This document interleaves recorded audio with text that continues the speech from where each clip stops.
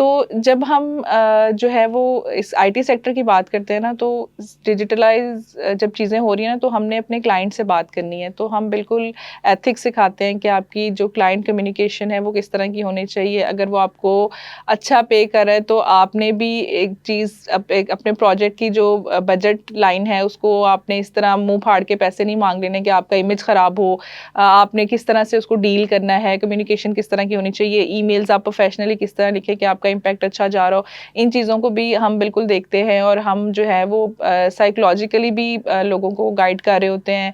Different हमारे projects आते हैं जिनमें हम सेशंस कराते हैं ताकि जो मेंटल वेलबींग है उसके ऊपर भी काम हो सके, आपके एथिक्स के ऊपर भी काम हो सके। अब ये इंसान के ऊपर है कि वो एक चीज़ को पॉजिटिव लेता है या नेगेटिव लेता है। अब जैसे आप एआई से वीडियो एडिटिंग कर सकते हैं, तो आप उसको पॉजिटिव वे में यूज़ करें। आप इस तरह की वीडियोज़ बना के अपने चैनल पे डालें जिससे आप अर्निंग कर सकते हैं।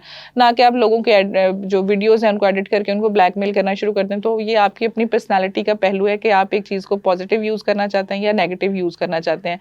पॉजिटिव यूज़ करेंगे तो आपको उसका फ़ायदा होगा, नेगेटिव यूज़ करेंगे तो यहाँ पर भी आपको दुनिया में भी कोई फ़ायदा नहीं होगा और आखिरत में भी आपने जवाब देना है। ये कन्वेंशनल आंसर है जो आप दे रही हैं।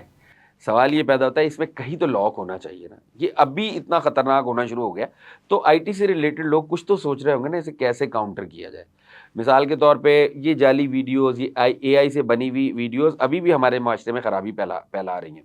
आने वाले दिनों में ये मज़ीद बढ़ जाएँगी। अच्छा, दूसरी बात, आप एआई को फ़ीड जो कर रहे हैं, आपको तो नहीं पता ना कि दुनिया में कितने ज़हीन दिमाग मौजूद हैं। उमूमी तौर पे एआई के फ़ीडर्स जो हैं वो ऑर्डिनरी ब्रेन्स हैं। प्रॉपर ब्रेन्स तो इस फ़ील्ड में आ भी नहीं रहे। इस सारी चीज़ को कैसे मैनेज किया जाएगा आने वाले दिनों में? या आप अपना आइडिया बताएँ किस तरह मुमकिन है? अगर हम ये सोचें ना कि हम एआई को कंट्रोल कर लेंगे, तो वो हम नहीं कर सकते जी, क्योंकि ये एक बहुत वास्ट फ़ील्ड है। अब आपने खुद अपना एनालिसिस करना है कि आपने चीज़ों को किस तरह से लेकर चलना है। अगर मैं खुद ही एथिक्स का ख़्याल नहीं रख रही, तो मैं अगले बंदे से भी एक्सपेक्ट नहीं करूँगी कि वो मुझे उस तरह से ट्रीट करे कि मैंने उसके साथ किस तरह बिहेव किया है या मेरा उसके साथ कम्युनिकेशन स्टाइल क्या था। तो इसी तरह अगर हम बात करें कि चीज़ें जितनी ज़्यादा एडवांस हो चुकी हैं ना, उससे फ़ायदे भी हमें उतने ही ज़्यादा हैं, नुकसान भी हमें उतने ज़्यादा है। कुछ अर्सा पीछे हम चले जाएँ ना, तो हमारे पेरेंट्स ख़्याल रखते थे कि हमारी तरबियत घर में किस तरह की हो रही है और हमारी बाहर की कंपनी किस तरह की है। अब हमें हमारे पेरेंट्स को ये देखने की ज़रूरत है कि हम सोशल मीडिया पे क्या देख रहे हैं, हमारे बच्चे क्या देख रहे हैं, हम किस तरह से उसको अपने बिहेवियर में अडॉप्ट कर रहे हैं। तो ये चीज़ें हमें अपने पेरेंटल जो बिहेवियर है, उसमें भी चेक एंड बैलेंस लाने की ज़रूरत है।